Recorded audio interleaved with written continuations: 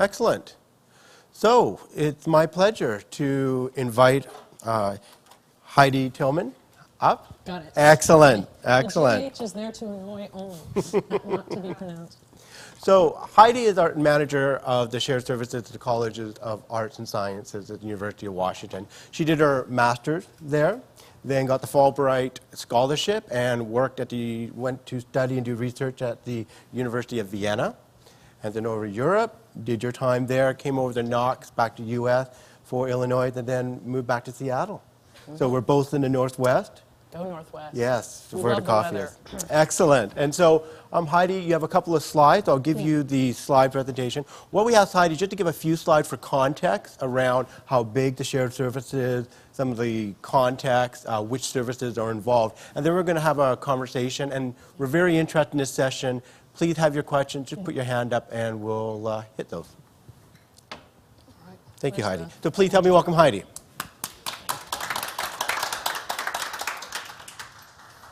So the best way to understand what I'm doing at University of Washington is to think of my center as the lab experience for the university.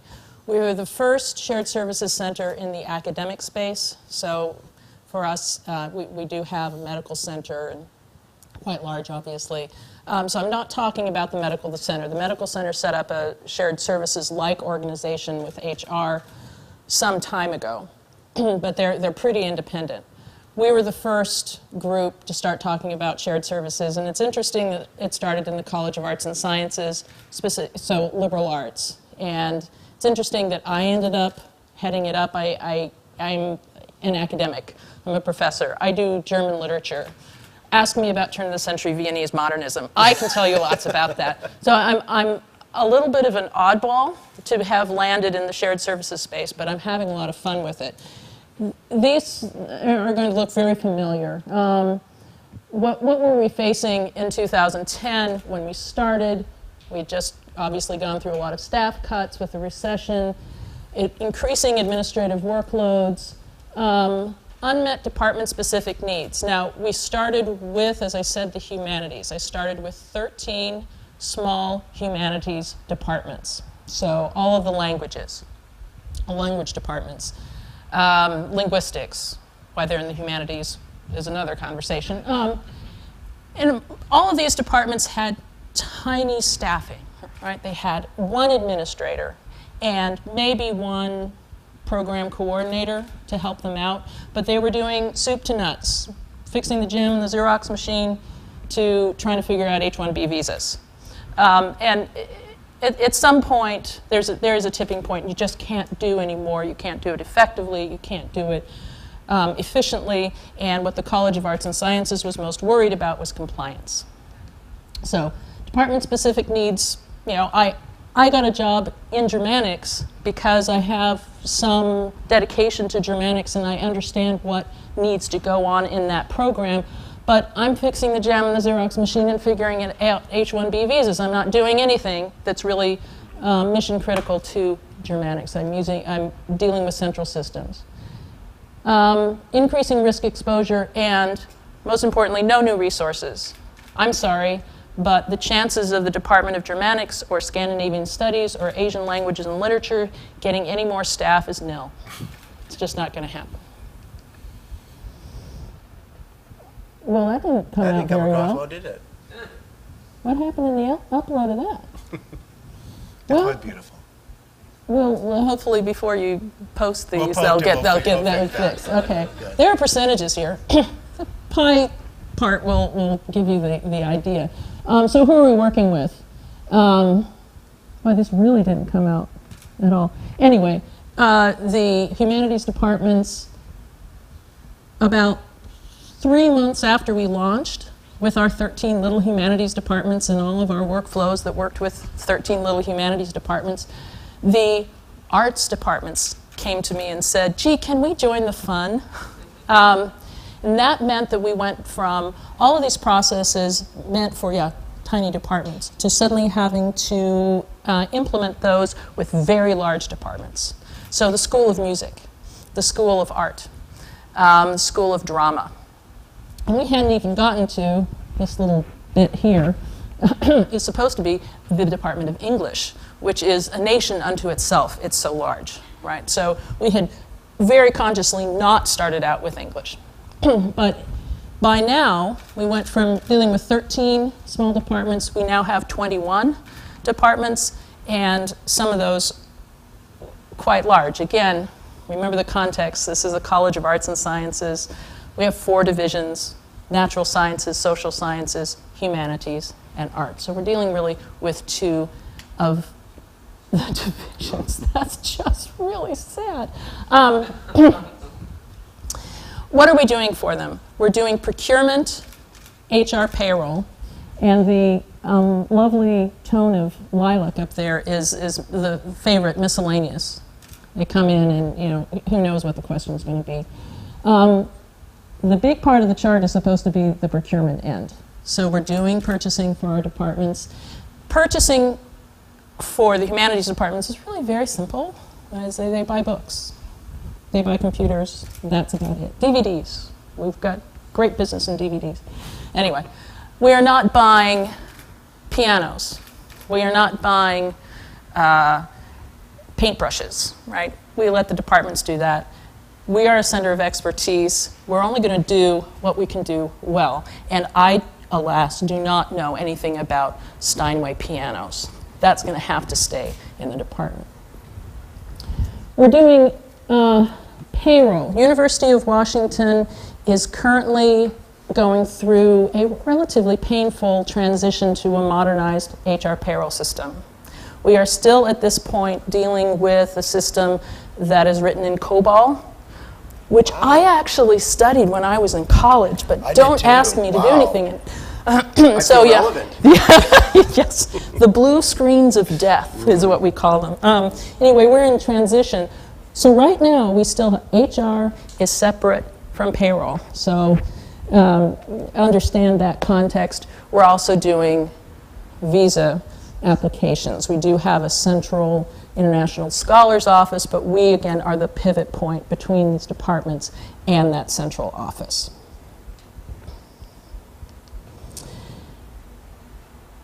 Talk just briefly about growth. When we started in 2011, we did not have a ticketing system, so I don't have a lot of data for our first 9 months. And going back and trying to find it, I realized, that's not going to happen, right?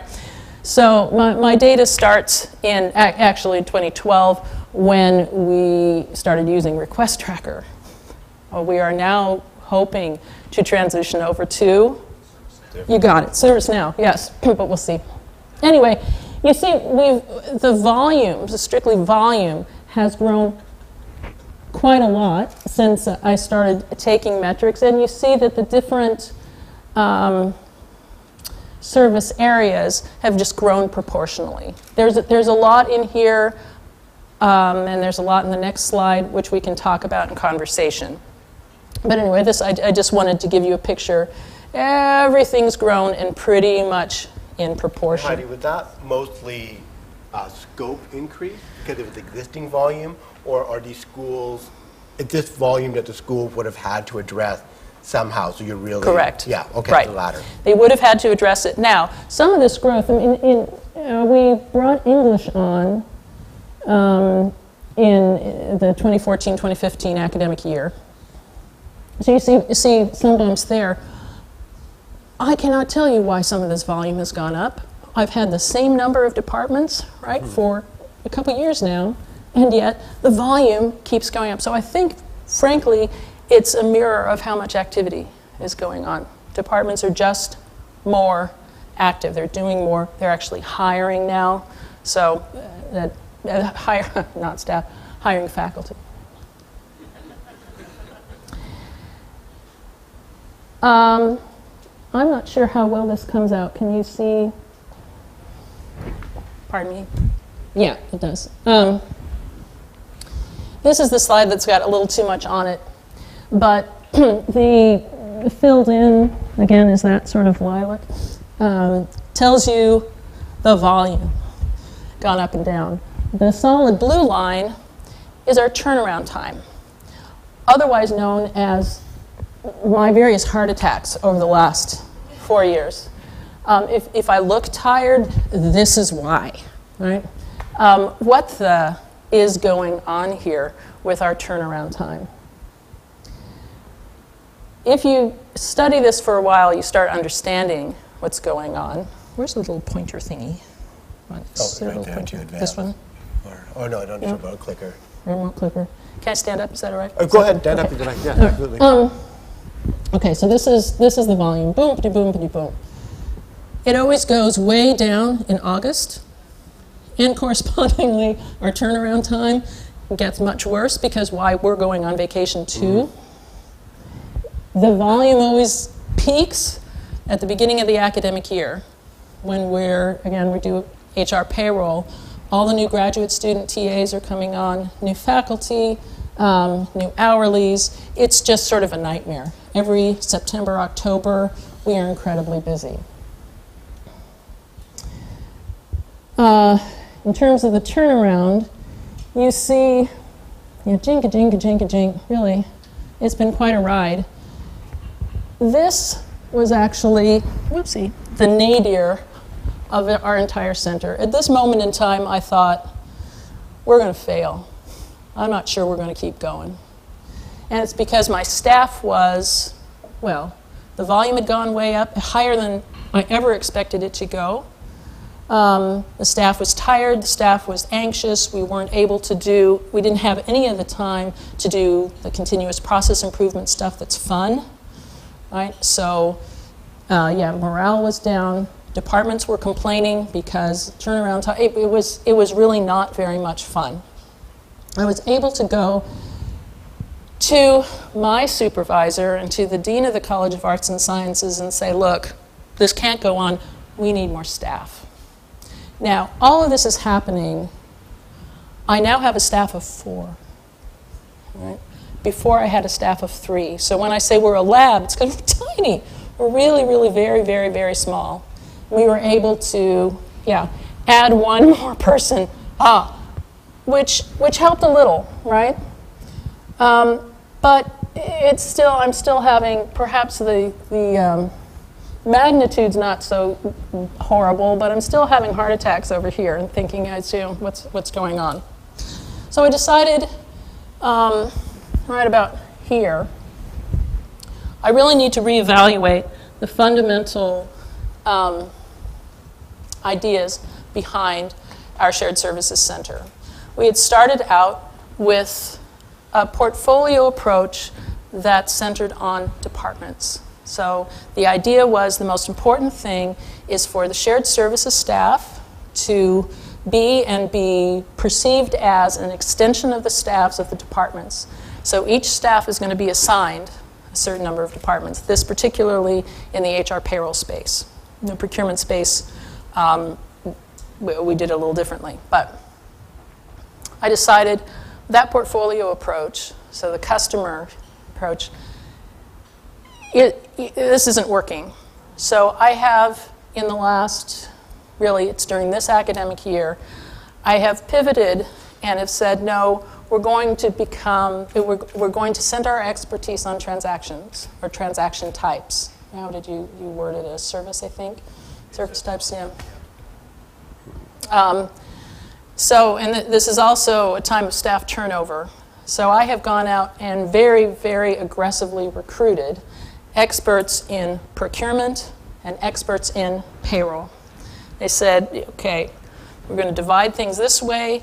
Everybody's going to deal with all the departments, but I really want you to be the go-to person for fill in the blank. This and a different way of keeping our metrics. That is the really simple, way down in the weeds question of when do you close out a ticket? All right, when do you call it done? My previous staff said, no, we can't close out a ticket until it's been posted, something or other has been posted to the budget. And I finally insisted, and it helps to have new staff, insisted, no. It's done when we can't do anything else about it, right? It is the department administrators job, since all budget decisions and budget management have stayed in the department, so we're not doing that space, is the department administrator's job to reconcile budgets and make sure that this honorarium has posted. Once we did that, and once I got my experts staff, boy, I like where the line's going now. I'm just so happy right now. We'll see what happens. We'll see what happens with volume. I suspect it's going to keep going up. With the implementation of the new HR payroll system, which is Workday is what we're implementing, I don't really know what that's going to do to our volume, or how we're going to interact with Workday. I think we'll still be the center of expertise for it, but that's a work in progress. I'm not exactly sure. So stay tuned. The story will continue, but I hope it's not quite so jiggity-jaggedy. So thank you, Heidi, very much. And so I'm going to start with some questions. If anything comes to mind, please put your hand up. So let me go back to the beginning in terms of the decision-making. I'm curious around, we had, the staff cut, your first slide. Right. Did you have a champion? Because those are a lot of different schools. How did you corral, how did you get consensus around, maybe, because that was one of our earlier questions that we had, and maybe you could talk a little bit about the governance, Sure. whether you had a business case, some shared decision-making target. Business case. Are you kidding? We're dealing with humanities departments. This is liberal arts. Mm-hmm. I do literature, right? No, we did not start with a business case. We started with basically all the departments recognizing the need. Everybody was really feeling the heat. Mm-hmm. And it was both bottom up and top down. We really combined those two. So my boss, if you will, who is the business office director for the College of Arts and Sciences, went to the dean, went to our central financial management office, said, we've got a problem, we've got to do something about it. The humanities units are very small, it's an easy case to make, it's obvious what the problems are, let's start with them, let's see what happens. So the dean of the College of Arts and Sciences got all the humanities chairs and administrators in one room. How many? 13 departments, so 26 people. Yeah. That's great for big committees. Well, that was just the first meeting, and said, we've got this problem, what do you want, and how should we pursue this? They already had the idea of shared services, so it was sort of they started the meeting knowing what they wanted. We ended up, the chair said, okay, we'll go along with this. You can put together a task force, our second favorite thing, task forces, right, to study this, right? And we will do a lean workshop. And we will do, the 3-day launch and 30, 60, 90, and at the end of 90, you're going to make a recommendation to the dean. But, so you can play with payroll and procurement and map those and whatever, but what we really want, said the chairs, is help with our websites. So if you give us help with our websites, we'll be patient with the rest of this stuff, right? And that's exactly what we did. We have a web framework team that started one department at a time, taking the back end of website development away from departments wanting them to do that. I mean, as administrator in Germanics, I was trying to learn Dreamweaver. Yeah, you can imagine how wonderful my website was. It wasn't. So we gave them that. We went ahead and hired somebody to start with that web framework, so that was the big carrot. Then we went, and it was actually a team of, 10 people on that task force studying the issue. So we had department administrators and representatives from central offices. Okay. So in terms of what you actually did, was it initially a lift and shift in terms that you did the service? Because it sounds like you were very functionally or very school-based in terms of your service provision until lately? Department, yeah. So mainly bring in the activity and then work with it. Yes. Yeah. Okay. Yeah. Question, Sam. Yeah, We'll just bring the microphone over to them. We'll just bring that right at the end there. Thank you. Interesting story. And but what I'm wondering about is a lot of times faculty like the personalized service that they are getting. And even though they might, in concept, think, oh, great idea, but I'm going to lose my personal, what they've come to think of as kind of their personal assistant. Right. So did you have any of that? And if so, how did you overcome any of that? Right. Remember what areas we're dealing in. We're dealing in procurement, which means buying stuff, honoraria, travel arrangements, and reimbursements in the procurement space, and HR payroll. Our goal was to be as transparent to faculty in those areas as humanly possible. So we're dealing with the department administrators.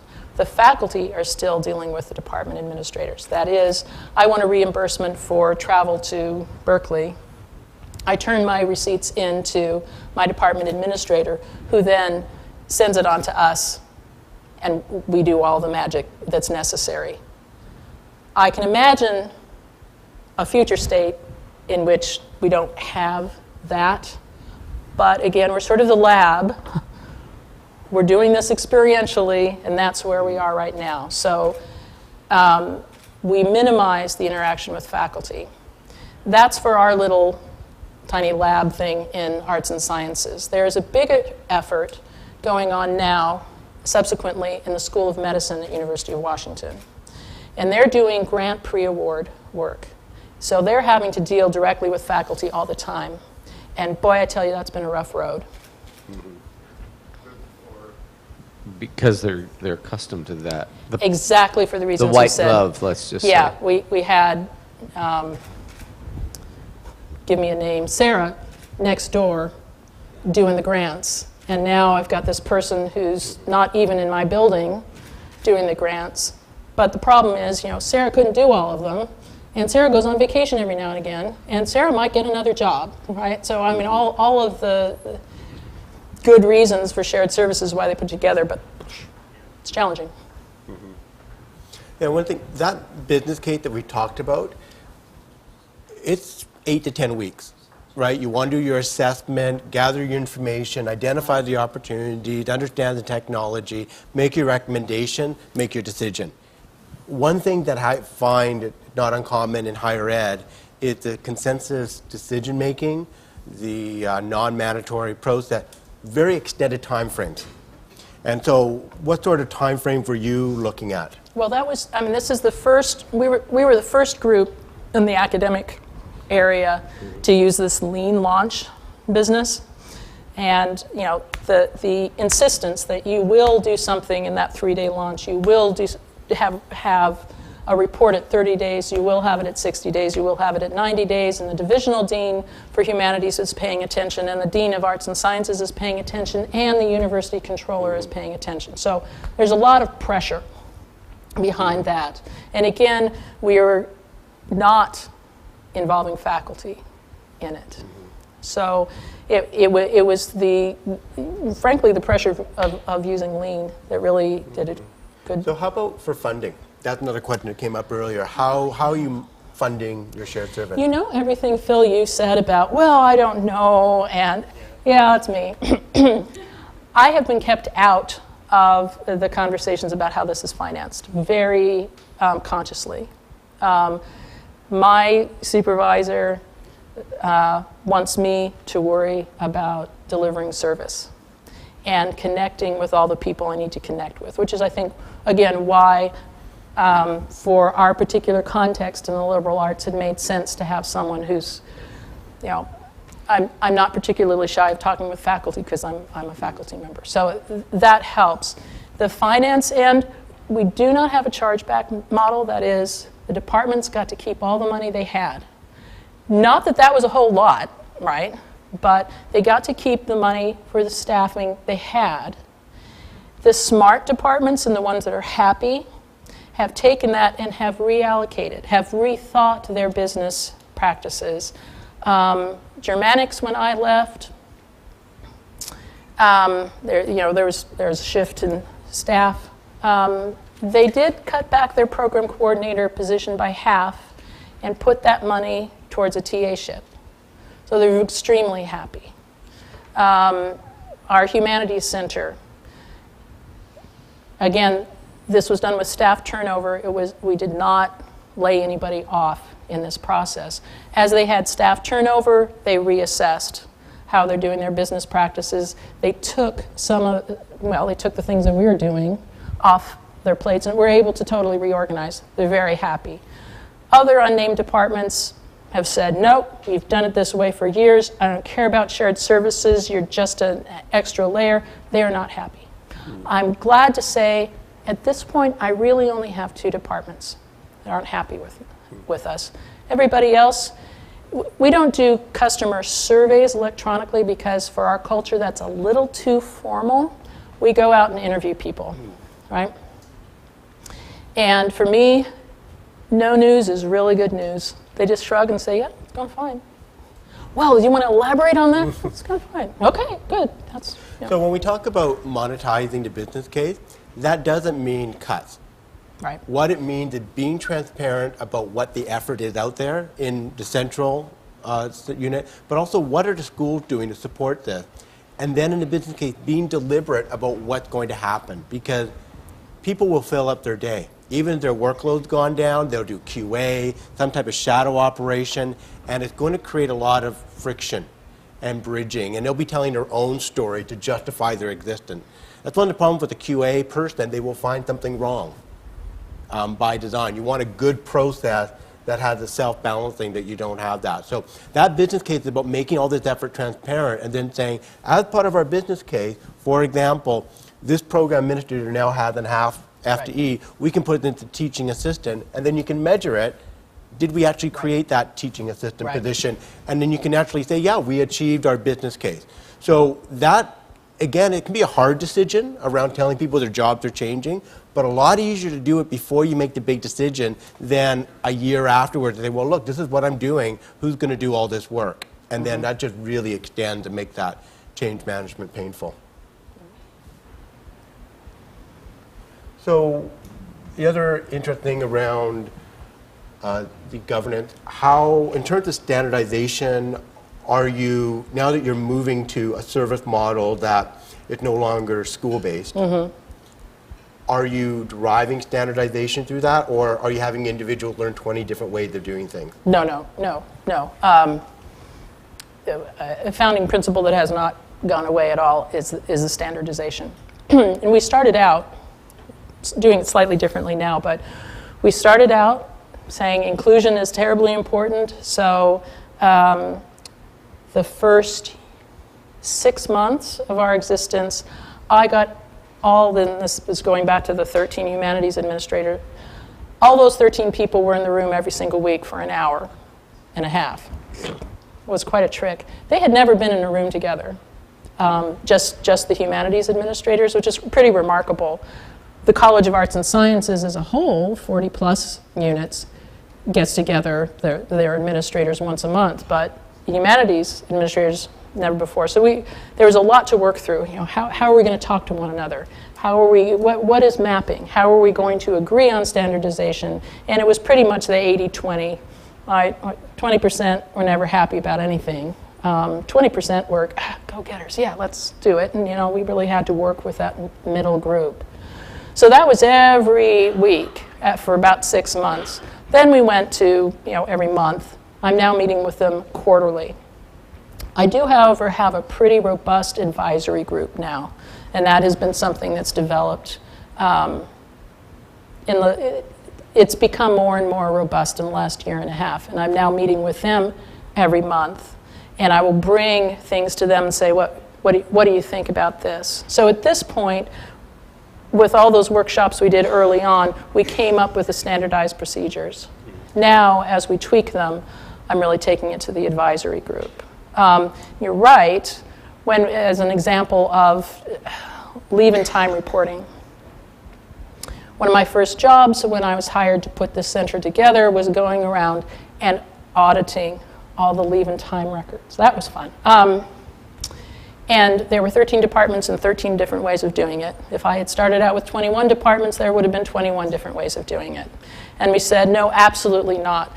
And this was actually a mandate from the dean, saying, you put together shared services, you're going to be benefiting from them, you're going to do things in a standardized way. So we now have a sort of homegrown, but nonetheless, electronic system for asking for leave and is sending in time cards and stuff like that. So again, way down in the weeds, that kind of standardization. We are now, as we work into Workday, right? We're taking, again, going back to the analogy of our being a lab, we're having to take what we're doing, and I'm helping the university do this on a much larger scale of trying to standardize HR payroll procedures across the university. This is, as you can imagine, for a large public university that's never standardized anything, as far as I can tell. This is incredibly painful. And it's because, well, we don't know what we're doing, right? That is, we don't know what we've been doing. Right? So you mentioned your lab. So Yep. how big is your piece of the university, and how would that influence? You just mentioned you're helping standard. I'm wondering how much of a leadership role you're taking, whether you're just one voice around many. Just talk about how is that lab going to expand out to the rest of the campus? What a good question. If we hadn't just started this, I would have a much better answer than what I'm going to concoct right now.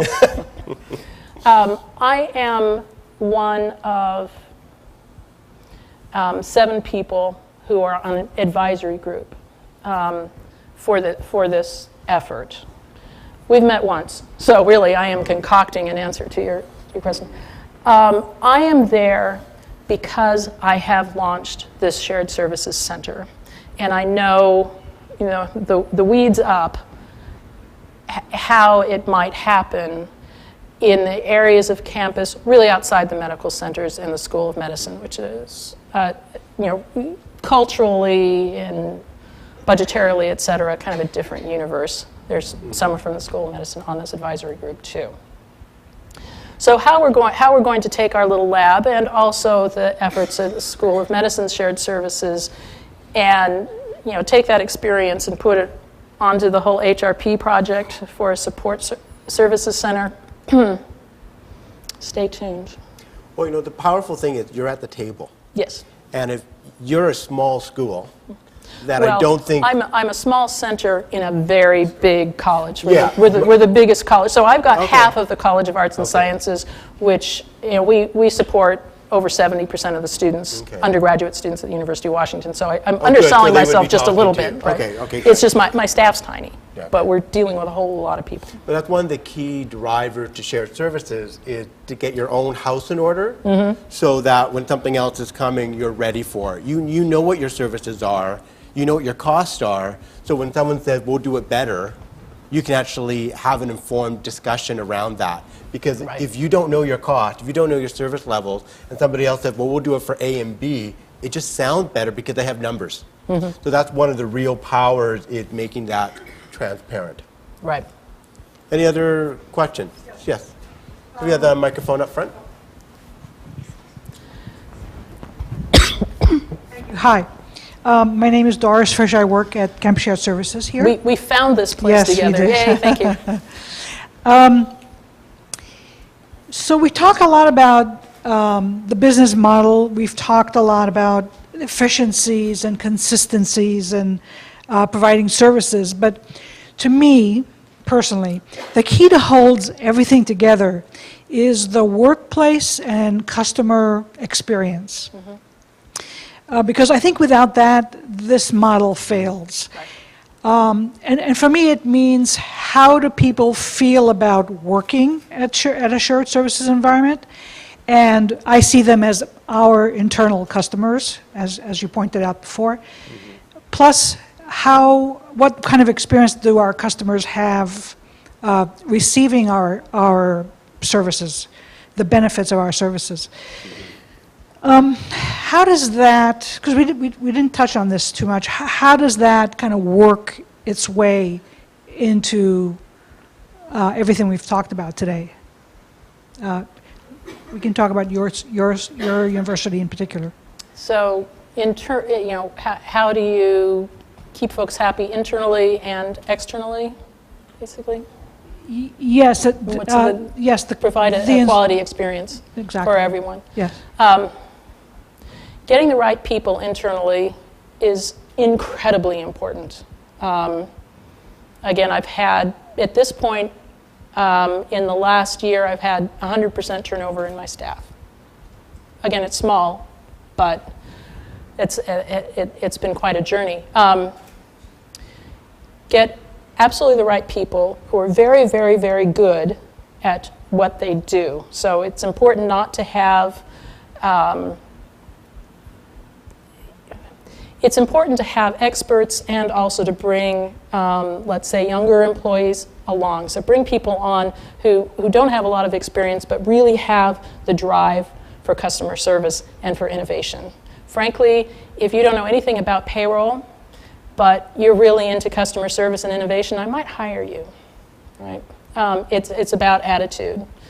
And I believe Sam was talking about how you keep the team cohesive, energized, and a lot of that has to do with your continuous process improvement stuff. So we do a lot of lean workshops, we do a lot of ideas boards and that sort of thing. So that's internally, it's quite a trick. Meet daily, weekly, monthly, doing different things, little nice social things work sometimes, depending on what you're doing. Externally, so the customer experience of our center, we know our people. And even though I can see this model expanding at the university, we can't ever lose track of Monica, who's sitting in my service center, knows Claire, who's sitting in the Department of Music, or the School of Music, knows what sort of things School of Music needs, knows their quirks, knows Claire's communication style, can really connect with them. So it's the connections, it's the personal connections that are very, very important, at least in our context. A problem comes up when you have to say no, right? And that's also our job, since College of Arts and Sciences wants us around for compliance. So we also have the role of telling Claire, no, you can't do it that way. So a lot of my training is around how do you balance that? Customer service versus compliance. They don't need to be at war, but sometimes they are. And how do you say no nicely? And how do you then figure out other ways? Understand what it is that Claire needs, and know she can't do it the way she wants to. What's another way around the barn? I'm going to add just a few things around that maybe is a more, expand, and more scalable potentially. So in terms of the approach, we talked about the business case. That's the first step. That's your rationale. Then you need to go through other phases to do this in a structured way rather than organically, is what we recommend, especially for a big center. So the next phase is design, then you build it, then you make it operational, you just deploy it, and then finally stabilize.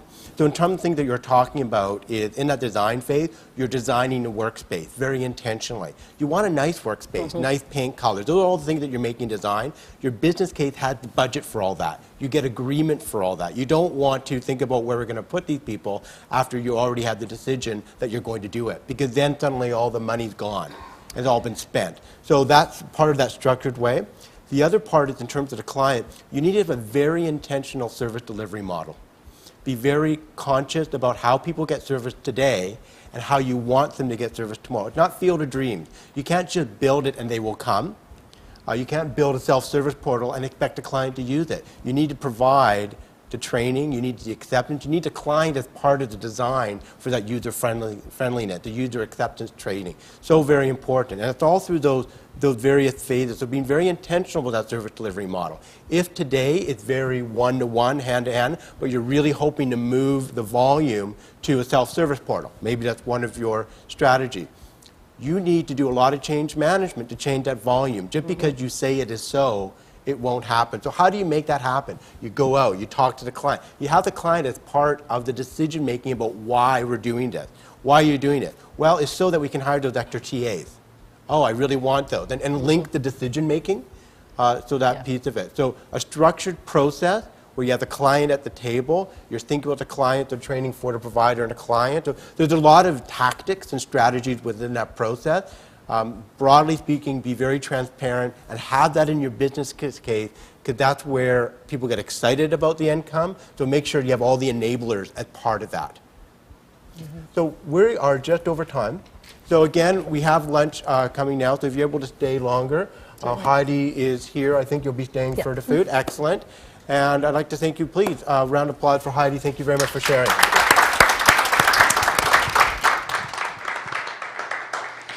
Thank you so much again to all of our speakers and all of you in the audience. Special thanks to Chazey Partners as our underwriter. We hope that you found the program compelling. We'll make sure that you get a copy of the slides if you haven't received them already. And we'll also be sending out those links that Phil mentioned to the earlier programs we did that have those case studies and those other resources. And we'll also have the video of today's event. So if you'd like to watch it all again or share it with a colleague, you'll have that link so you can do so. And as he mentioned, you're welcome to grab another cup of coffee and lunch will be served at 11 o'clock. Thank you so much.